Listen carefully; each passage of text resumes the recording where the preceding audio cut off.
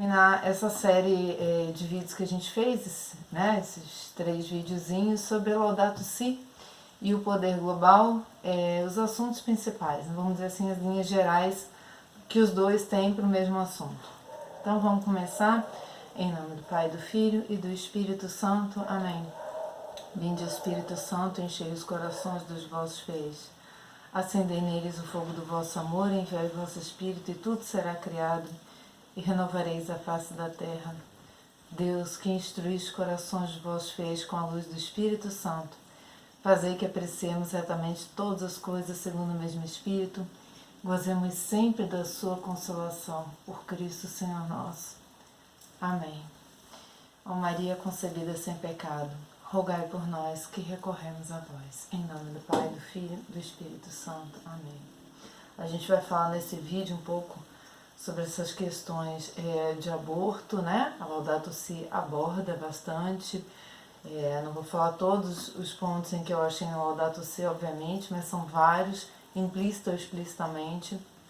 E também a questão do homossexualismo, né? E já aqui eu quero ir contra essa corrente do mundo atual que virou uma tirania do politicamente correto, né? Aquilo que você não deve falar achando que está respeitando, né, as pessoas, enquanto que o catecismo nos ensina que o respeito é passar a verdade com o amor, né? E não fingir que está falando alguma verdade para não ofender sensibilidades, né?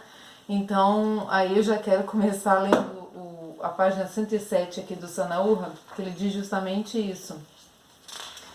Diz assim: o cardeal Raymond Burke continuou descrevendo uma situação que não é exclusiva dos Estados Unidos. Uma das ironias da situação atual é que a pessoa que sofre e denuncia o escândalo provocado por ações públicas gravemente pecaminosas de outro cidadão católico é que é acusada de falta de caridade e de provocar a divisão na igreja. Numa sociedade cujo pensamento se rege pela tirania do relativismo e pelo politicamente correto, os respeitos humanos são os critérios últimos de que se deve fazer e do que se deve evitar. A unidade, que não está fundada na verdade da lei moral, não é a unidade da igreja. A unidade da igreja se baseia em dizer a verdade com o amor, justamente o que eu acabei de dizer. E eu acho muito importante fazer essa conjugação com o que Bento XVI fala na Laudato Si, e também o Sanaúra cita aqui um trechinho que ele diz assim que o homem visa construir um mundo autônomo sem Deus, né? Ele quer satisfazer suas próprias crenças pessoais, né? Seus desvios comportamentais ou suas ações corriqueiras, excluindo Deus, ou a lei de Deus, né? Os mandamentos de Deus da sua vida. E na Laudato Si há essa abordagem. No parágrafo 155, Papa Francisco cita Bento XVI e vai na ferida. Prestem atenção, acho até que eu já li ele em outro vídeo, mas faço questão porque é correlacionado a esse assunto que a gente está tratando. Ecologia humana é a relação da vida humana com a lei moral inscrita na sua própria natureza.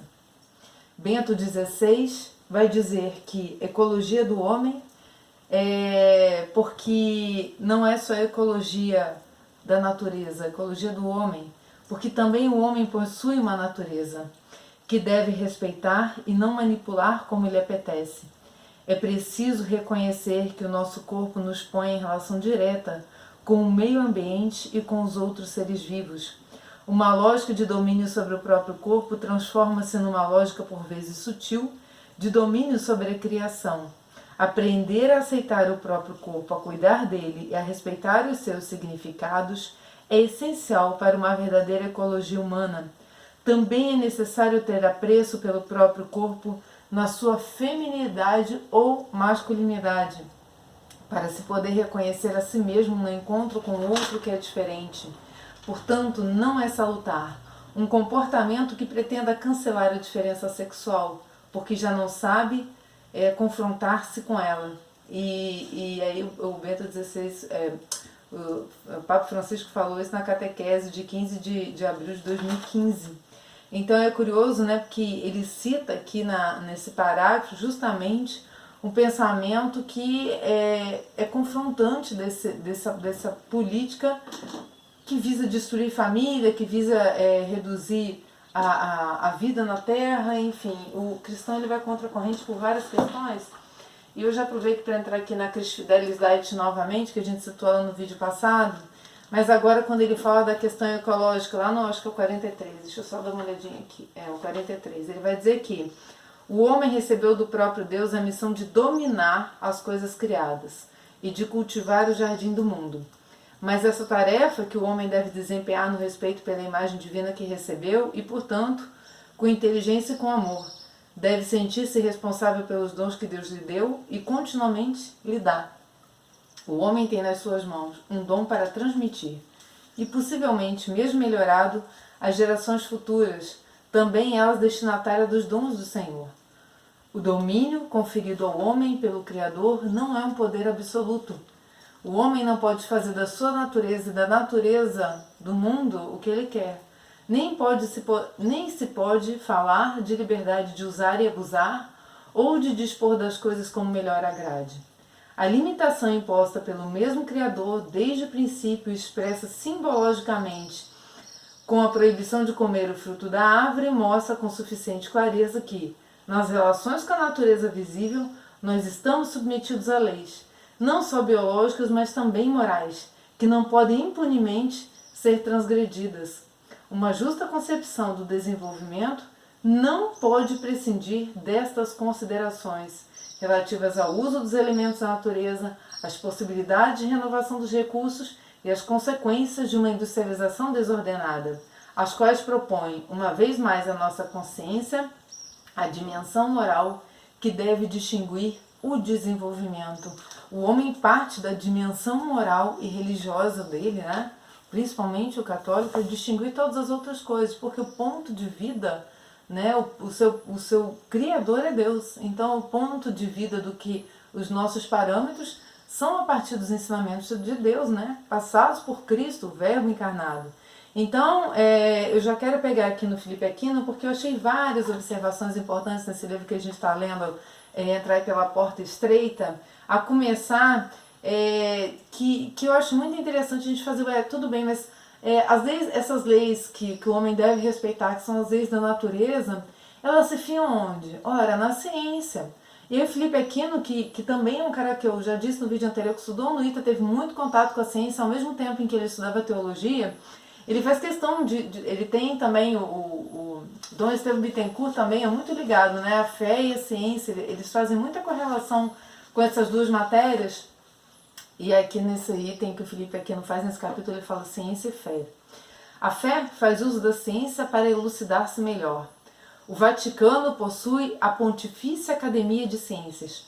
É nos conhecimentos da história, das artes, da física, química, paleontologia, hermenêutica, arqueologia, etc., que a igreja busca as luzes da razão para ver melhor o mistério da fé. A ciência está ali para servir a fé, né? Porque tudo vem de Deus. A escola bíblica de Jerusalém, por exemplo, mergulha fundo nas ciências para poder compreender com exatidão a exegese dos textos bíblicos e assim por diante, nessa interpretação. É à luz das ciências que a igreja caminha para compreender melhor a revelação do sobrenatural, sem dispensar, é claro, a graça de Deus. As duas coisas caminham juntas, né? As luzes do Espírito Santo, até para ditar as leis de investigação da ciência, né? E aí ele continua aqui. A ciência não pode caminhar sem a fé. É esta que lhe confere os critérios éticos e morais para a sua conduta e para a aplicação dos seus conhecimentos. Na Redemptor Hominis, o Papa João Paulo II diz: o homem de hoje não está respeitando a primazia da pessoa sobre a coisa, da ética sobre a técnica, do espiritual sobre o material. São insensatos por natureza os que desconhecem a Deus e, através dos bens visíveis, não souberem reconhecer aquele que é, nem reconhecer o artista com A maiúsculo, considerando as suas obras, está em Sabedoria 13, primeiro citado aqui por Felipe Aquino. Mais adiante, na página 50, para a gente ver como, né, tudo nos ajuda a distinguir quais são as verdades de Deus, não é isso? A ciência, a natureza, a própria existência do homem, o respeito aos seus limites, aquilo para que ele foi criado, suas funções. Então, dentro dessas funções está o sexo, né? Que é essa questão que a gente vem abordar aqui nesse trecho do nosso estudo. O mal muitas vezes consiste no uso mal das coisas boas. Porque ele vai dizer o seguinte: podemos dizer que o ato sexual é a celebração do amor, é uma coisa boa, né? É uma coisa projetada, querida por Deus para o homem. Como que a liturgia do amor conjugal. Que bonito isso que o Felipe Aquino fala aqui, né? E é no ápice desta celebração do amor que o filho é concebido. Isto é, ele não é somente a carne e o sangue do casal, mas principalmente o fruto do seu amor. Eu achei muito bonito porque a gente vai vendo que tudo tem um propósito na natureza, né? Às vezes a natureza não estão ali por acaso, elas limitam o homem para que o homem encontre Deus nessas leis. Achei muito bonita essa passagem. E para terminar esse trecho do livro do Felipe Aquino, que vai falar sobre a castidade, é muito importante a gente entrar nesse assunto do homossexualismo, porque a igreja tem uma posição muito clara sobre isso, a gente conhece, né? Mas é bom citar aqui, porque vai coadunar com isso que está na Laudato Si. Também sobre o homossexualismo, hoje tão defendido por muitos, a condenação da Bíblia e da igreja é expressa, vai dizer em Levíticos 18, 22, para quem acha que não está na Bíblia, está: não te deitarás com o homem como se esse fosse uma mulher, isto é abominação. Levíticos 20, 13, se um homem dormir com outro homem, como se fosse mulher, ambos cometeram uma coisa abominável, serão punidos de morte e levarão sua culpa.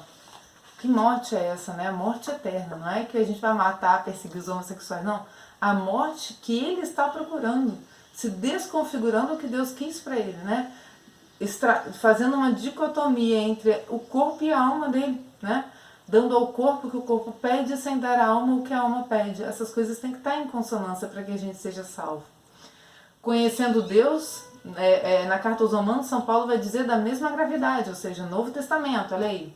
Conhecendo Deus, não o glorificam como Deus, nem lhe deram graças. Por isso, Deus os entregou os desejos dos seus corações e a imundice, de modo que desonraram entre si os próprios corpos. De que forma? As suas mulheres mudaram o rumo natural em outro que é contra a natureza. Aí a gente pode também incluir o aborto, né? Por que não? Contra a natureza. Do mesmo modo, também os homens, deixando o uso natural da mulher, arderam de desejos uns para com os outros, cometendo homens com homens a torpeza e recebendo em seus corpos a paga devida ao seu desvario. Vai dizer São Paulo em Romanos 1, 22 ao 17. Então, 1, 21 e 17, eu acho que ele quis dizer aqui, né? Porque está com 21, 17, ou é 17 ou 21. Não sei se é um erro de digitação, mas depois eu posso procurar. E aí, no ano da família, né, o ano que São João Paulo II declarou como ano da família, que foi em 1994, o Parlamento Europeu aprovou o casamento entre pessoas do mesmo sexo, a validade jurídica entre os homossexuais. E aí João Paulo declarou, tomou uma posição imediata e falou: não é moralmente admissível a aprovação jurídica da prática homossexual. Ser compreensivos para com quem peca e para com quem não é capaz de libertar-se desta tendência não significa abdicar das exigências da norma moral. Não há dúvida de que estamos diante de uma grande e terrível tentação. Aí eu aproveito aqui para pegar o ensinamento da igreja sobre isso, está no 2357 do Catecismo da Igreja Católica. O 2357 vai dizer que a homossexualidade designa as relações entre homens e mulheres que sentem atração sexual por pessoas do mesmo sexo. Apoiando-se na Sagrada Escritura, que os apresenta como depravações graves, a tradição sempre declarou que os atos de homossexualidade são intrinsecamente desordenados, são contrários à lei natural, essa lei da qual falávamos há pouco. Fecham o ato sexual ao dom da vida, não procedem de uma complementariedade afetiva e sexual verdadeira, em caso algum podem ser aprovados, mas diante dessa reprovação grave da igreja, né, dessa não aceitação de forma alguma, o que vem? Essa inclinação desordenada constitui para a maioria uma provação. Ela diz que para a pessoa que sofre dessa tendência, né, ela está sofrendo, na verdade, uma provação. E diante dessa provação, o que ela deve fazer? 2358. devem ser acolhidos com respeito, compaixão e delicadeza. Evitar-se-á para com eles todo sinal de discriminação injusta. E o que eles fazem? O que essas pessoas devem fazer? São chamadas a realizar a vontade de Deus em sua vida e, se forem cristãs, a unir ao sacrifício da cruz do Senhor as dificuldades que podem encontrar por causa da sua condição. O Felipe Aquino, aqui no 123, eu me lembrei de um trecho que eu não marquei, mas agora me veio à cabeça, que é a busca da santidade, meu povo. Isso é uma coisa que, assim, procurai a santidade sem a qual ninguém pode ver o Senhor, tá? Em São Paulo aos Hebreus 12:14. Anda na minha presença e ser íntegro. Quando Deus chamou Abraão, ele falou, tá em Gênesis 17:1, sede perfeitos como vosso Pai Celeste é perfeito.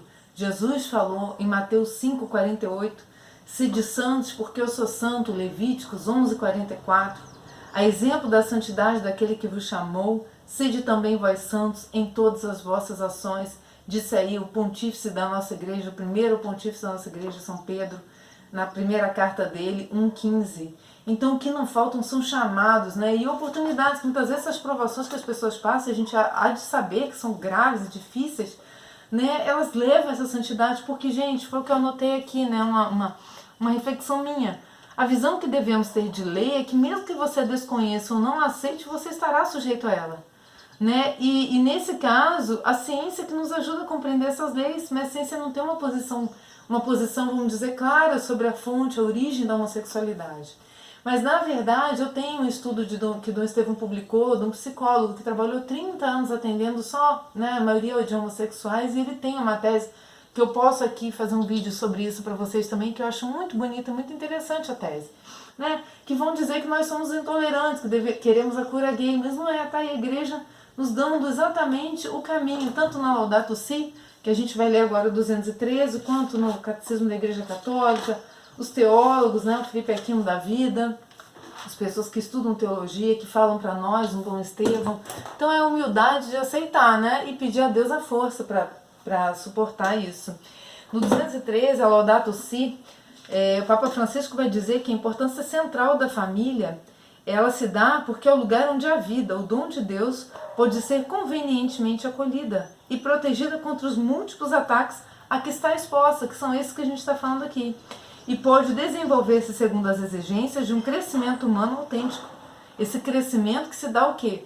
Contrariando as próprias vontades, muitas vezes, tendo em vista um bem maior, que é unir-se a Deus, não é isso? Contra a denominada cultura da morte, a família constitui a sede da cultura da vida. A família é o lugar da formação integral, e é por isso que a igreja defende a liberdade dos pais de educar, e no que se trata da cultura, diz que devemos evangelizar a cultura, para que a cultura se eleve. Então tá aqui, ó, Laudato Si 213. Partindo para o 224, a gente pode ler o seguinte: não basta falar apenas da integridade dos ecossistemas. Dentro desse pano de fundo da ecologia, que o globalismo faz uso, Papa Francisco ressalta que é preciso ter a coragem de falar da integridade da vida humana, da necessidade de incentivar e conjugar todos os grandes valores. O desaparecimento da humildade num ser humano excessivamente entusiasmado, com a possibilidade de dominar tudo sem limite algum, eu faço um parênteses, ser tudo o que quer, né? Só pode acabar por prejudicar a sociedade e o meio ambiente. Não é fácil desenvolver esta humildade sadia e uma sobriedade feliz se nos tornarmos autônomos, se excluirmos Deus da nossa vida, fazendo o nosso eu ocupar seu lugar. Se pensamos ser a nossa subjetividade que determina o que é bem e o que é mal, o que eu sou, né? Então, o que eu sou, eu determino. Não, já está determinado. Você está sujeito a uma lei, que é a lei da natureza. Pulando mais um pouquinho para o 235, você demonstra o amor por Deus quando você segue os seus ensinamentos, não é isso? Deus, ele nos ensinou e pede a nós a fidelidade, a fé. Os sacramentos são sinal da presença de Deus no mundo. E aí, aqui na Laudato Si vai dizer que eles constituem um modo privilegiado em que a natureza é assumida por Deus e transformada em mediação da vida sobrenatural. né? As matérias da natureza, né? Os próprios esposos, quando se unem, geram uma nova vida, né? No sacramento do matrimônio, o sacramento aí. A água que é extraída da natureza é usada para a purificação no batismo. O óleo do crisma para força, para luta, para o combate, né? Então os elementos da natureza estão aí, a vela que simboliza, quando acesa, a luz de Cristo, a luz que veio ao mundo, iluminar as consciências, iluminar as decisões dos seres humanos. Não fugimos do mundo, nem negamos a natureza quando queremos encontrar-nos com Deus. Nos sacramentos, que a igreja está aí, né? Para quem quiser, né? Para quem tiver o coração voltado para isso, para quem conseguir enxergar Cristo presente ali, né? Sinal visível de Deus. Segundo a experiência cristã, todas as criaturas do universo material encontram seu verdadeiro sentido no Verbo encarnado. Não é em qualquer lugar que a gente encontra sentido, não, nem nas coisas criadas a gente encontra no Verbo encarnado. Para terminar, eu queria pegar aqui o Sanaúra na página 123, e ele vai dizer o seguinte: grande movimento, né, ele cita São Pio X, que fala contra o modernismo nesse momento, né, e diz assim que grande movimento de apostasia organizado em todos os países para o estabelecimento de uma igreja universal que não terá nem dogmas, nem hierarquia, nem regra para o espírito ou freio para as paixões, e que, sob o pretexto de liberdade e dignidade humana, consagraria num mundo, se pudesse triunfar, o reino legal da astúcia e da força e opressão dos fracos, dos que sofrem e trabalham. Não é o que os fetos estão sofrendo, né?